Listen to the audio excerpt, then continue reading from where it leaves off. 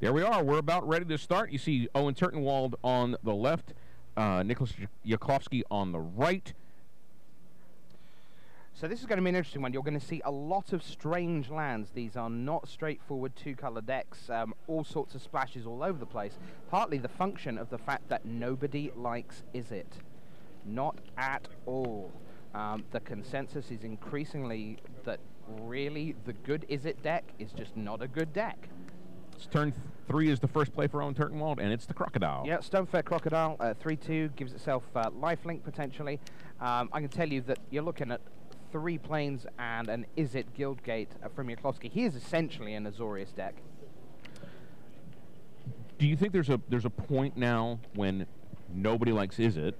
So we can move in? That we can move in. They seem to feel that in this format, and again, don't be fooled into thinking that this is draft. This is team draft, 6 packs, fewer uncommons, fewer rares, fewer commons. But in this format, they're talking to Lucas Xiao, who's currently top of the standings.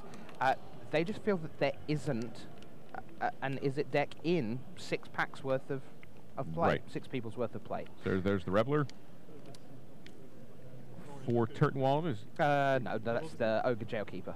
Sorry, the Jailbreaker. The 4/4. Yep. Which is now live because of the Guildgate. Void Wielder came down, and we are back with got killed by a Giant Growth. Yep.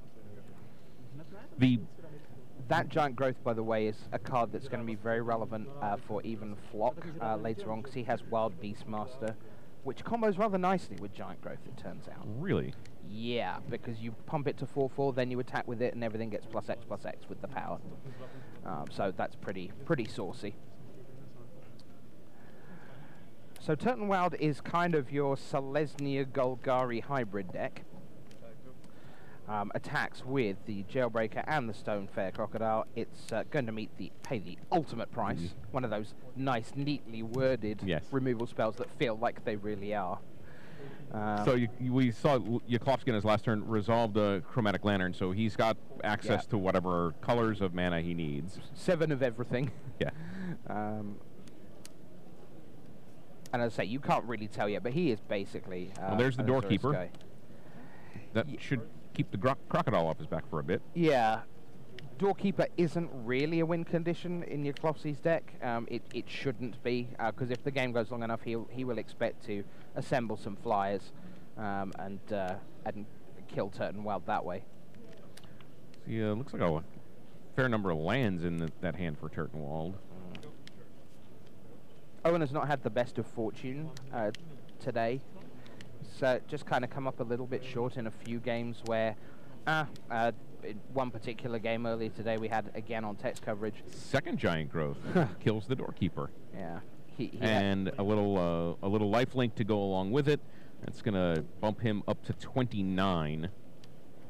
And it's going to follow it up with Centaur Healer, game 3. Should be a Centaur Medic. So that will take Turtenwald to 32. 32.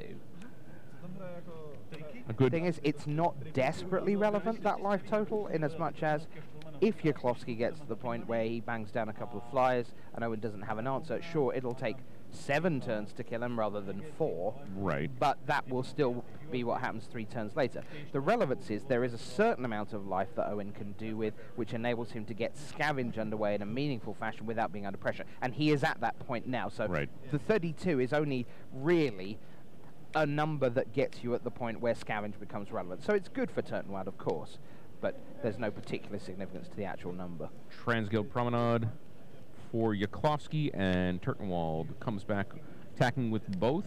That's going to put Jaklovski to 8. And says here's an Ogre Jailbreaker once again. 4/4, utterly solid in defense and here in attack. Fine card. Yep. And that'll be Supreme Verdict. Let's start again, shall we? Can't be countered. Boom. And the start again is Selesnya Sentry.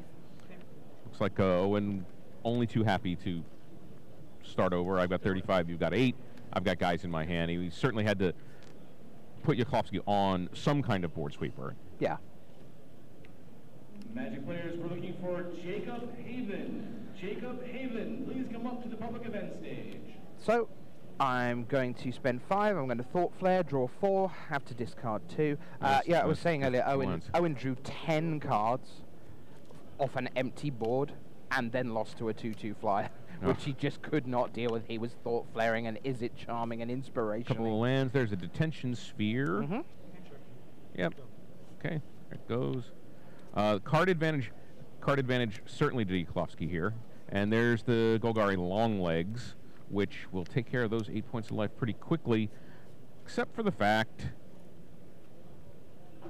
that out comes Frostburn Weird and Esperius Skywatch detaining the Longlegs. Esperius Skywatch, extraordinarily clunky, but nonetheless, eventually, a reasonably good flyer. I mean, 3/3 for 6s. You can feel the clunk. Yeah. It actually physically hurts, but nonetheless. And Slum Reaper says, let's go. Guy to guy. That is a collective blessing. Jaklovski playing at a sort of breakneck pace here. Yeah. Owen Turtenwald makes a Centaur's Courser's Accord. He's going to get a couple of guys. There it comes flying in from the side. That must have been a bit of an adventure for the Centaur. Jaklovski passes. Owen looks at his 1 card in hand and sends in the boys, and good game. We're going to Owen Turtenwald takes game 1 from Nicholas Jaklovski, and we are going to move over to. Let's see if we can get Conley Woods up, because Woods against Floch looks to me like it could be very interesting. Floch. On the left, you see Conley Woods. He's got a Frostburn Weird, Vassal Soul, and Azorius Keyrune. He is very much an Azorius deck. On the right, even Floch. He's got a Dryad Militant. Looks like, is that a Fencing Ace? I think it is. Slitherhead and the Azorius Arrester. And he is banned-ish. He's got a lot of lands going on, Floch. Not only does he have 3 colors, he has Rogue's Passage, he has Grove of the Guardian, both of which are potentially very significant in the game. Well, you make an 8/8 guy and then make him unblockable. See? That will change the math very quickly. Yeah. Looks like we're on 10 life for Conley Woods. 6 for even Floch. Yeah, and Conley has the Air Force assembled at the moment, so right now Floch is looking for answers. There are instant speed things like Dramatic Rescue, which obviously help to an extent, but it seems like his only answer at the moment is to see if he can race from 10-6 down with blockers available for Woods, which doesn't sound like the most winning strategy I've ever heard, but we'll see. Frostburn Weird, just a nice card. There are a number of very deceptive cards in Return to Ravnica that the kind of rules of Magic suggest are not that great, and many of them look a little like Frostburn Weird. The high-end toughness doesn't seem to do an awful lot. You have to put mana into it, like Perilous Shadow, another. You have to put mana into it, but the high back end. So it's the Weird's going to block the Arrester. I mean, Conley feels as though he needs to just stay off taking too much damage, and his ground guys probably aren't going to get through anyway. Yeah, so I'm going to pump Chorus of Might. I think. Oh no, it's the Savage Burst, isn't it? It is indeed. Yep, just the 2 mana, not the 4. Which is going to get counterspelled. Yeah. The Surge goes away. So Floch with 3 cards in hand. So does Conley pump the Weird for... Oh, he doesn't need to. The rest is just the 1 toughness, right? Yep. Yeah, the Justicia's the 2/2. Yeah. But, Patrick Henry from Draft 77. Please come up to the public event stage. Tony and Patrick. I don't know. Let's try. Let's giant growth it instead. Yeah. I don't know if at home you're hearing these assorted announcements. People have had a lot of coffee. But,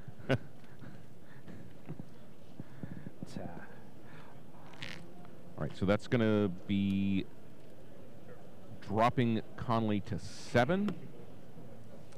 Keening Apparition down, which once again, even in the draft format, turns out to be just a 2-2 for 2, which is almost always functionally blank. All right, so now, I mean, now Conley's got to... He's got to come back with the answer. He's going to keep the key rune back and just fly over for 2 and pass the turn. Yeah, he's very, very reactive, and he has at least 2 Bluster School in his deck. So there is every chance that we're about to see ye oldie world of Giga Drows functionally. A bit like that. Just exactly like that. It's like I knew. Seen it all before. Yeah, in the previous round, Conley spent approximately 5 turns not dying to a lethal strike of, oh, Bluster School, oh, Bluster School, oh, I'll bounce your guy, oh, I'll fog, oh, I'll Bluster School, kind of thing, but eventually he died. Now, if Floch doesn't have anything, the crackback would be lethal. Yeah. And even if he does, Woods is sitting there with Void Wielder in hand. And a Syncopate. Yeah. Please come up to the public event stage. And Trostani's Judgment. Which he used for Rakdos, Lord of Riots, to win the last round. Very good. Yeah, so... Here we come. Smash. Game. Here we go. Game 1 to Conley Woods.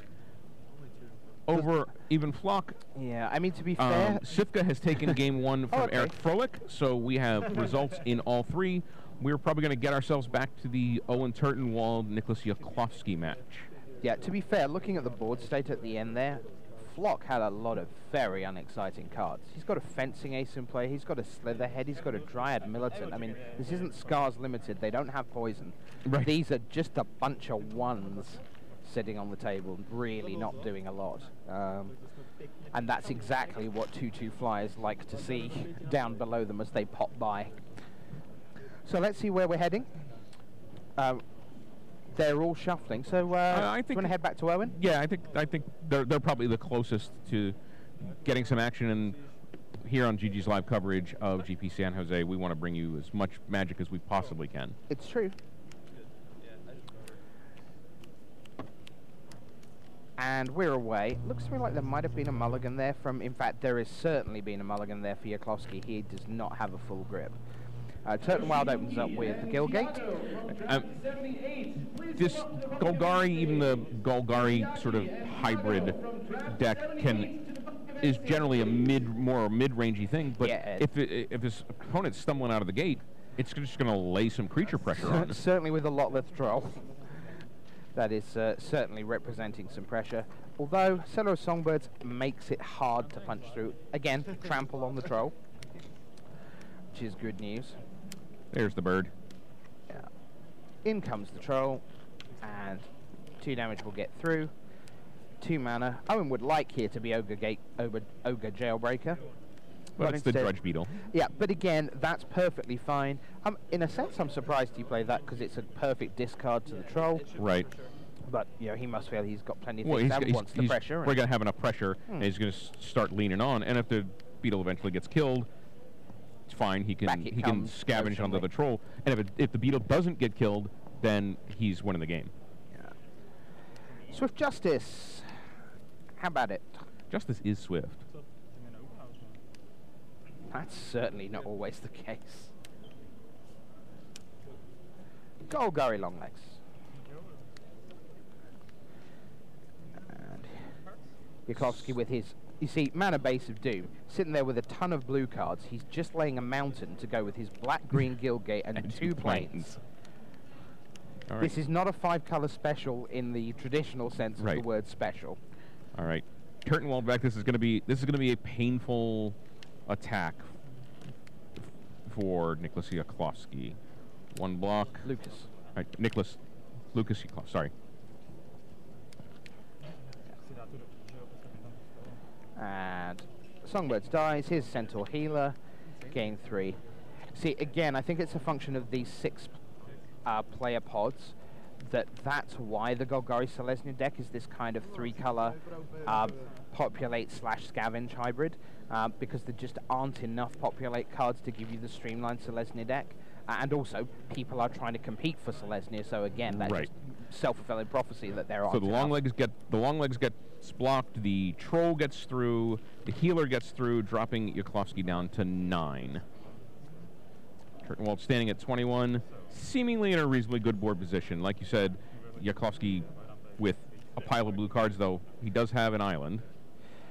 So there's an interesting question of whether he plays that or not, like how badly he needs it.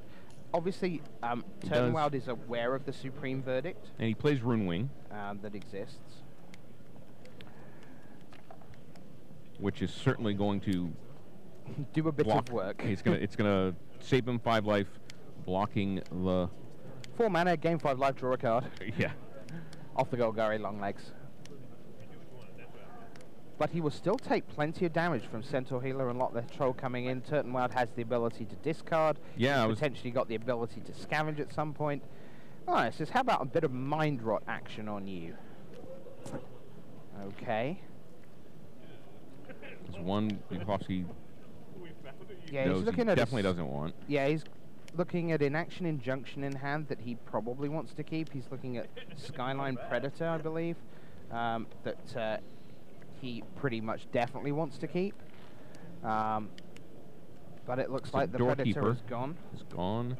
Rune Wing blocks the Golgari Longlegs. He's in big, big trouble here and basically must see Supreme Verdict. It is that is all that gets him anywhere here. Right. Untap. Draws, doesn't it? It's a Void Wielder, which isn't the worst draw in the world, but he is at 3. I don't. Yeah, think. No, that's. Oh, okay. An action injunction. And go and find something else. Yeah, we knew. Nope. That. Nope.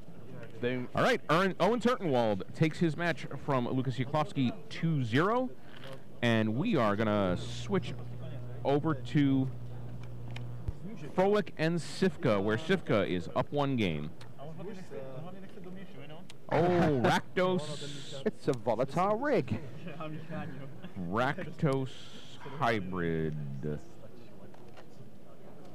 Yeah, it's basically Frolic is Frolic is Golgari, but he has a mountain and he has Axebane Guardian because he had the chance to play Rixmardy Guildmage, which admittedly is not super cool when you don't have a lot of red mana around because it means you only get to activate it once. Right. But nonetheless, if you can give any blocker -1/-1, or just have a free life point of damage, it's kind of okay. And again, in this kind of 3-color Golgari Selesnya hybrid, you actually want the ramp. So the Axebane Guardian isn't just to try and fix mana for Rixmardy Guildmage. It is sitting there to actually get himself ahead. Well, there's a tenement crasher coming in and crashing through the tenements, along with the volatile rig. Yeah.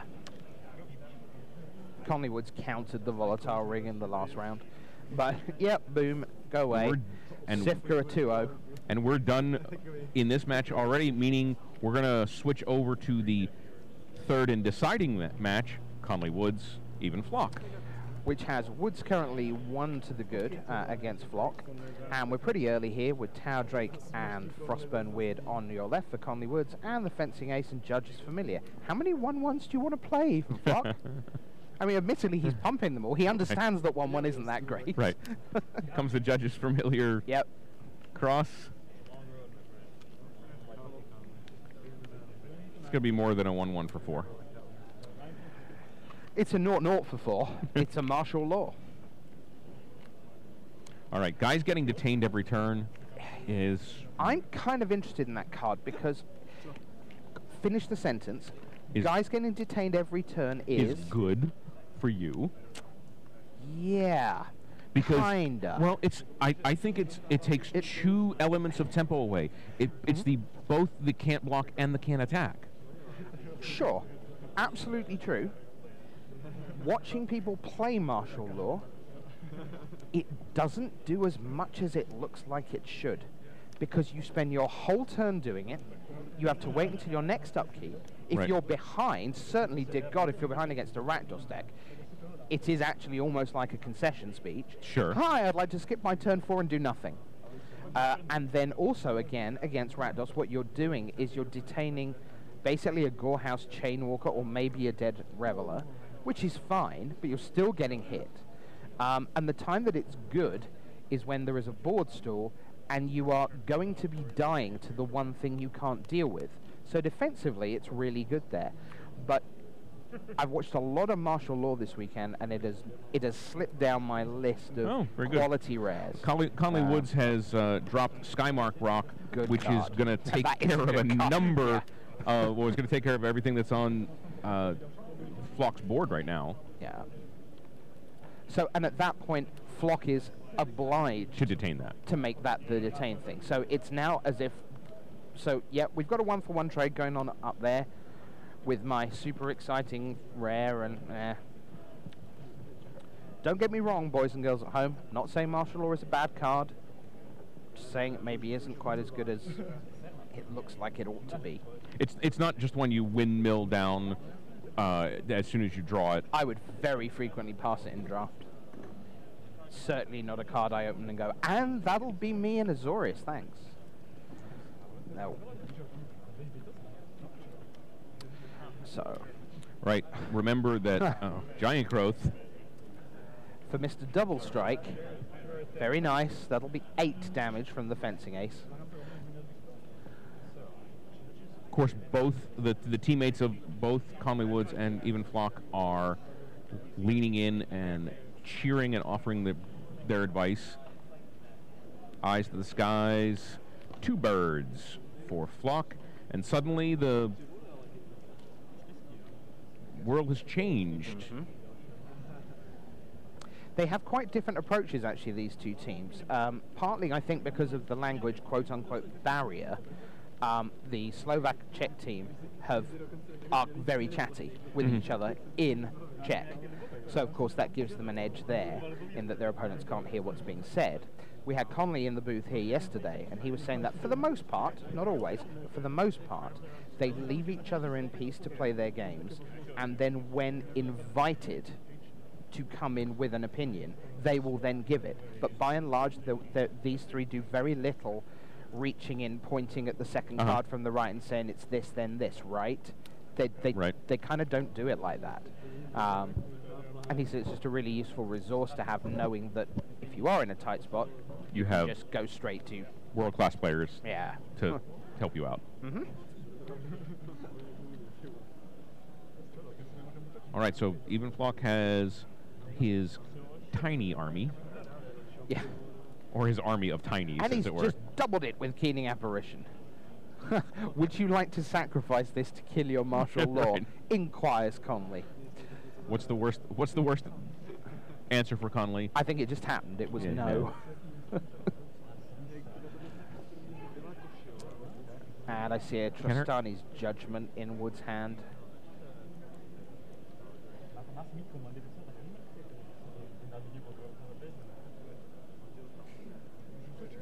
He's going to get in. He's not scared.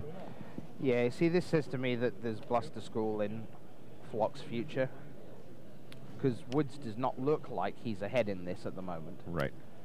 Oh, okay. Well, there's the Skywatch, though. Yeah. So let's say the Fencing Ace. Of your pitiful 1/1s, this one that could be not pitiful. Right. Just because in case the Call of Might or another Giant Growth comes. Yeah, I mean, there's multiple pump spells.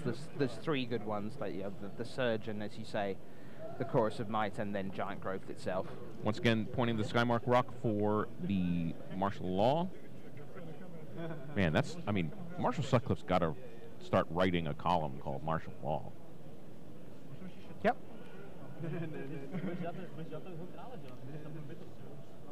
I don't know. Can he write? He claims that he can't. Okay. All right. Okay. All right. I think that's possible. You know. I mean, he talks a lot. Oh, now I don't think I've ever seen him. So, write. Mr. Kettle. What? Yeah. Are you referring to my 470,000 written words on Magic the Gathering? No. You I do both. You damning Marshall Sutcliffe for liking to talk. Oh, I see. Yeah. Talk is hideous. Well, that's what we do here on GG's Live. We talk. We get you through. Key rune there for Conley Woods. More birds.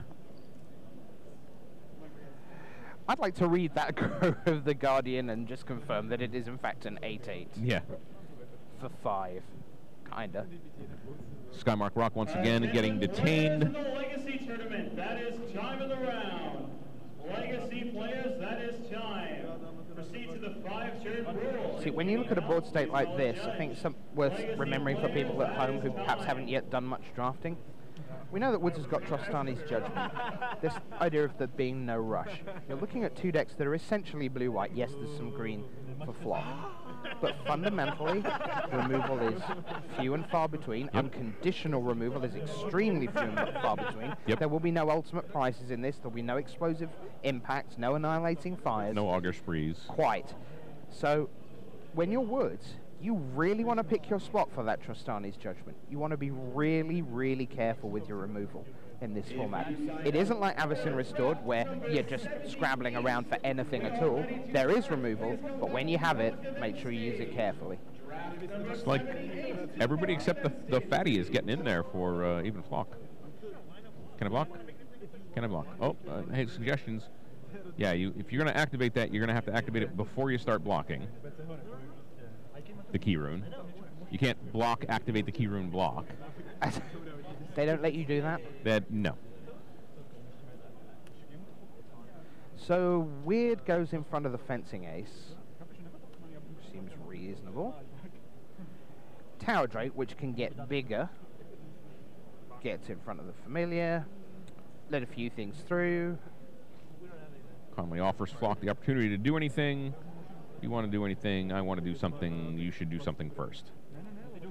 The priority dance. Yeah. I always find that bit of Magic quite hard to explain to a new player. Yep. Because nothing changes physically.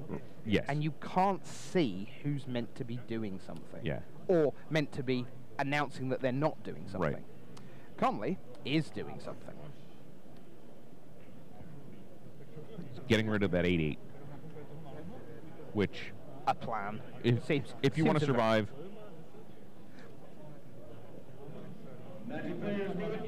Again, one of the strengths of the Azorius deck versus any kind of populate strategy, especially ones that make huge tokens, is bouncing them is the same as killing them. Yeah.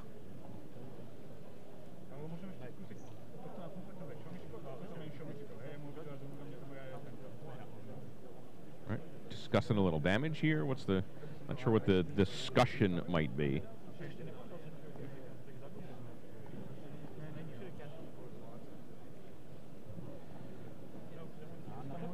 So they're chatting on the right of your screen, the Slovak Czech team.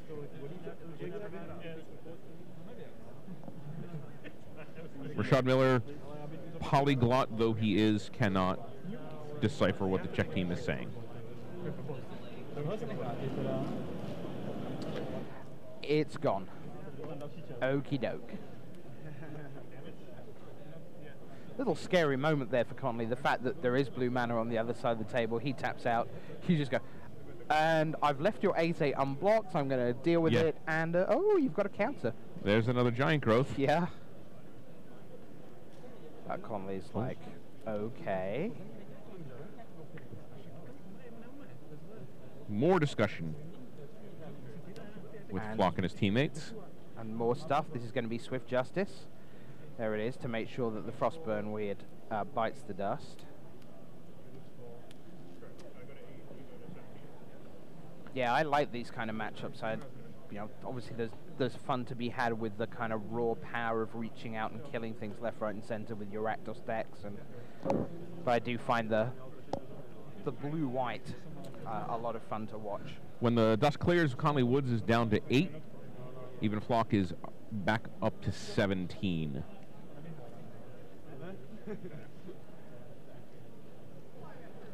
And now we see a little bit of fireball interaction. Well, I think the only thing in his hand is the Griffin, right? Yeah, I mean, he has the Trostani's Judgment. But at the point at which he leaves mana up for that, the key rune is functionally dead. Right. Opposed to the face-to-face dealer table.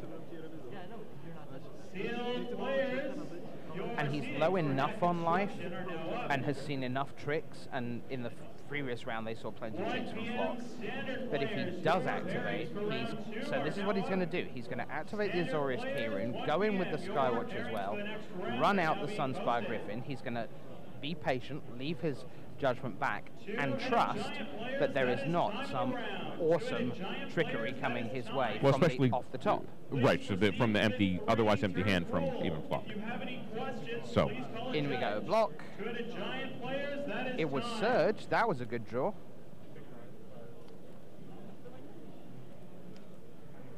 So Floch putting the pressure on, but now that Conley untaps, should be in strong position. He's drawn another Frostburn Weird, I believe. If you sign up for standard winner box number 7, we are ready. So you are correct, sir.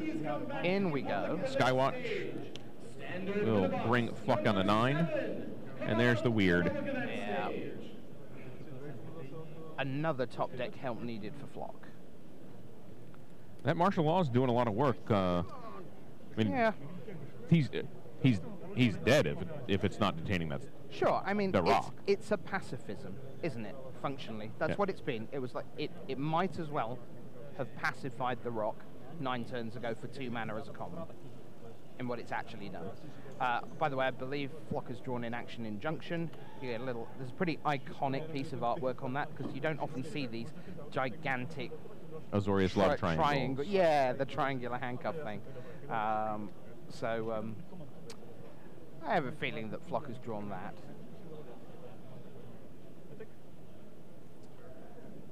Once again, we see life totals very low.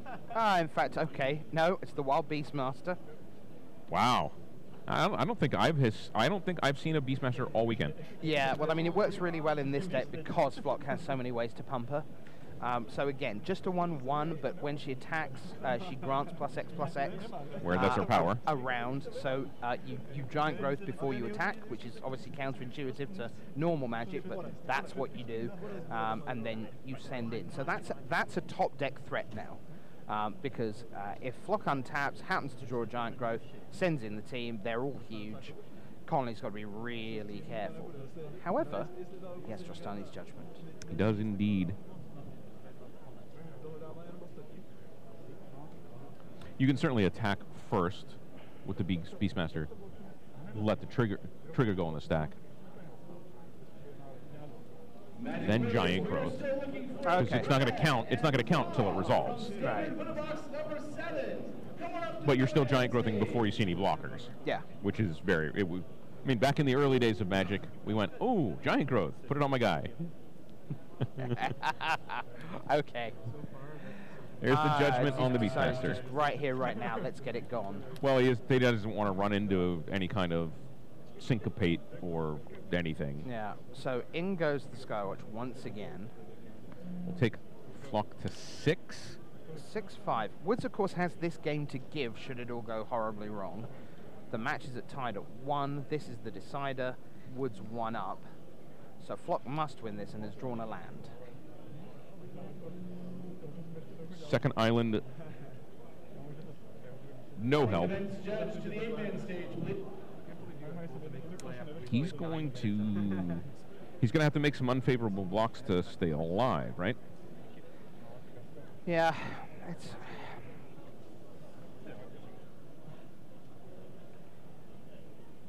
Yeah, I mean, in theory, he can kill off... Chump blocks the Skywatch, double blocks the Keyrune to trade for it, puts Keening Apparition in front of the Frostburn, which will then die. The Frostburn will live, because it'll be a 2/3. Woods has to be careful again, because he doesn't know the card in Floch's hand. He doesn't know what we know, and you at home know, but Floch has nada.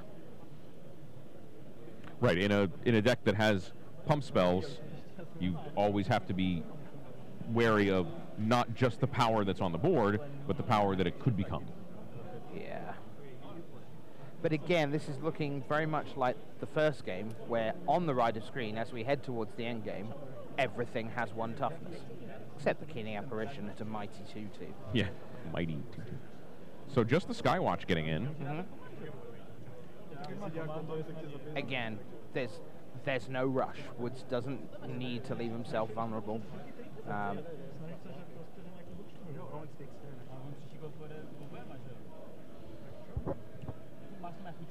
And if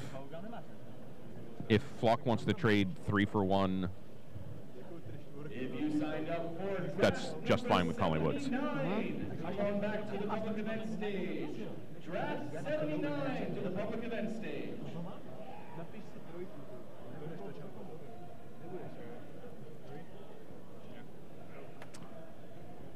Looks like he's going to take it. Yeah. Down to 3. Once again, detain the Skyrock. And that'll be planes. Another land. So it's not quite game over. That, on the other hand, is game over.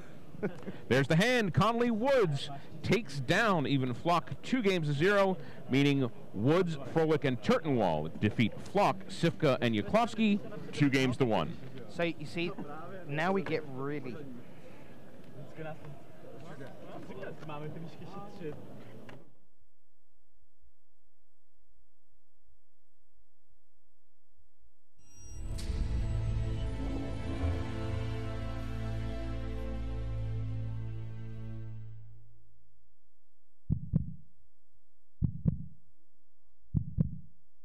You know, you're just in the moment entirely, you're not thinking about you're playing this one game for $20,000 or something. That doesn't cross your mind. You're just like, what would the Channel Fireball guys do? Because it doesn't make sense to do something that's going to lose to what they're going to do. Hands up in the audience if you think Conley can win now. Heck of a lot more.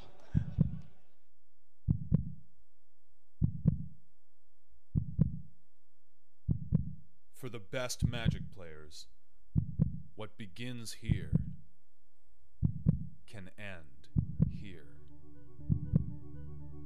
Or here. Who will be crowned champion, earning glory for his guild and all who wear its colors? How will the modern format change with the addition of powerful new strategies? In the city of guilds, only the strong survive.